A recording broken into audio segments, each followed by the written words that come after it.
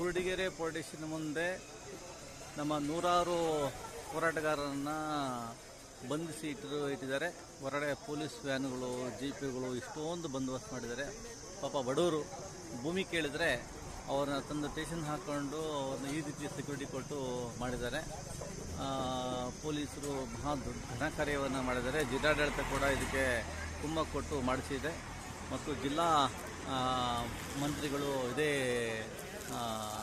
ಜಿಲ್ಲೆಯವರು ಅವರು ಕೂಡ ಅದನ್ನು ಗಮನಿಸಬೇಕು.